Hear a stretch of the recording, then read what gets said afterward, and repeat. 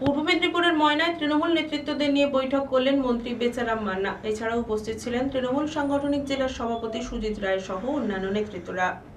পূর্ব মেদিনীপুর জেলা তৃণমূল কংগ্রেসের দলীয়ভাবে এসআইআরের দায়িত্বে মন্ত্রী বেচারাম মান্না এই দিন বেলা 11টা নাগাদ মন্ত্রী ময়নায় তৃণমূল নেতৃত্বদের সঙ্গে বৈঠক করলেন। মন্ত্রী ছাড়াও উপস্থিত ছিলেন তৃণমূলের তমলুক সাংগঠনিক জেলার সভাপতি সুজিত কুমার রায়, চেয়ারম্যান অসিত ব্যানার্জি, ময়না ব্লক তৃণমূল কংগ্রেসের সভাপতি মৃণাল কান্তি সামন্ত, ময়না পঞ্চায়েত সমিতির সভাপতি শেখ শাহজাহান আলী।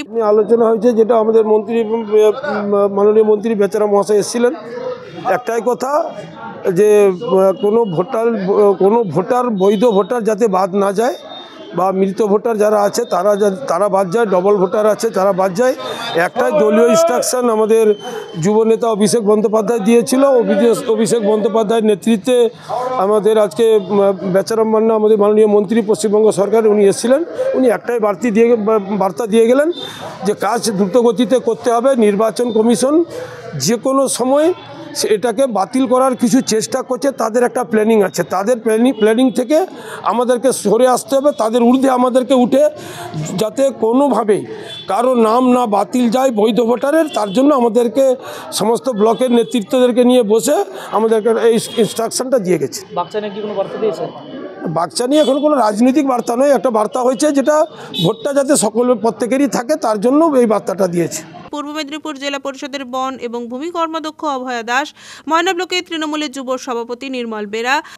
আমরা এসআইআর নিয়ে আমাদের বাংলার একটা ভোটারেরও যাতে নাম না বাদ যায়, যেটা আমাদের নেত্রী মমতা বন্দ্যোপাধ্যায়, আমাদের নেতা অভিষেক বন্দ্যোপাধ্যায়ের নির্দেশ, তৃণমূল কংগ্রেসের লোক, সেই তাকে সামনে রেখে ময়নার এসআইআরের কাজ কেমন হচ্ছে এবং যেখানে যেখানে ত্রুটি আছে সেগুলো যাতে সংশোধিত করে আমরা কাজ করতে পারি, তাই জন্য আমাদের একদম রাজ্য থেকে আমাদের মন্ত্রী, সিঙ্গুরের বিধায়ক, জমি আন্দোলনের নেতা বেচারাম মান্না মহাশয় আজকে আমাদের পূর্ব মেদিনীপুর জেলার দায়িত্বে আছেন। উনি প্রথম ময়নাতে আজকে এসছেন।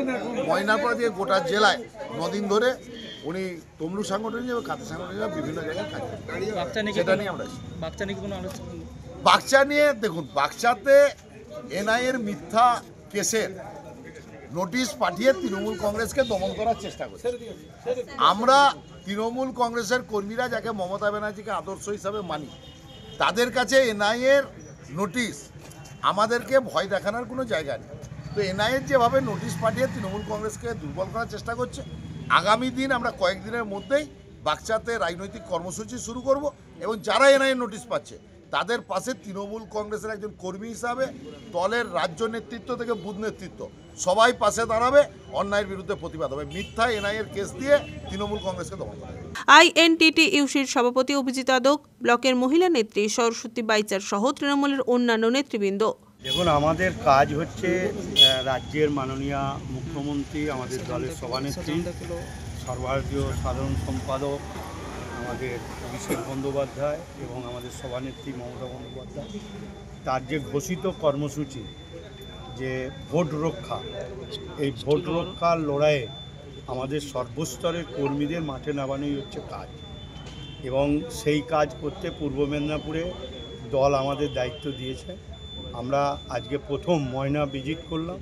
অনেকগুলো সমস্যা রয়েছে, সেই সমস্যাগুলো মিটিয়ে যাতে এসআইআরের কাজে 100% সফল করা যায় নির্দিষ্ট টাইমের আগে, সেটাই হচ্ছে আমাদের লক্ষ্যমাত্রা।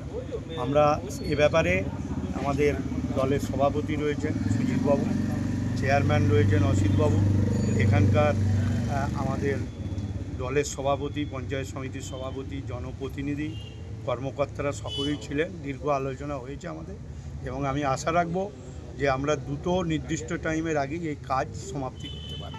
তবে বিজেপি যে চক্রান্ত করে এসআইআরের মাধ্যম দিয়ে তারা নাম কেটে বাদ দেওয়ার চেষ্টা করছে, সেটা তারা সফল হবে না। আবার কোথাও কোথাও এনআইএর নোটিশ পাঠিয়ে কর্মীদের নাম দেওয়ার ক্ষেত্রে একটা ভয়, ভীতি, আশঙ্কার পরিবেশ তৈরি করছে, সেটাও কিছু কাজ হবে না। তার কারণ আমরা এর আগেও বামপন্থীদের বিরুদ্ধে লড়াই করেছি, লড়াই করে অনেক মিথ্যা মামলা, জেল খেটেছি, তবুও আমরা সিপিএমকে অন্তত পশ্চিমবঙ্গ থেকে কোমর ভেঙে দিতে পেরেছি। আমরা এবারও ঐক্যবদ্ধ আমাদের দল, আমরা এই জেলা থেকে শুধু নয় রাজ্য থেকে বিজেপির কোমরকে আমরা ভেঙে দেবো। আগামী দিনে। বলছি সংগঠন শক্তির মাধ্যমে। দুবারের পঞ্চায়েত সদস্য হচ্ছে কাল এসআর আতঙ্কে মারা গেছেন কালকে। দেখুন এ তো অনেকগুলো মারা গেল, প্রায় 50-এর কাছাকাছি, 50-এর কাছাকাছি তারা মারা গেল। এটা মারা যাওয়ার জন্যই এটা করেছে। যেমন সতীদাহ প্রথা ফিরিয়ে আনার জন্য রাজা রামমোহনের কে নিয়ে সমালোচনা করে তারা তার নামে বাজে কথা বলে, ঠিক এটাও তাই মানুষকে মারার জন্য তারা এই এসআইআর প্রক্রিয়াটা চালু করে। এটা পশ্চিমবঙ্গের মানুষ বোঝে। যে অস্ত্র নিয়ে পশ্চিমবঙ্গের এসআইআর অস্ত্র নিয়ে মারার চেষ্টা করেছিল, সেই অস্ত্র দিয়ে বিজেপি বধ। পুলক বেড়ার রিপোর্ট, খবর 20 BS।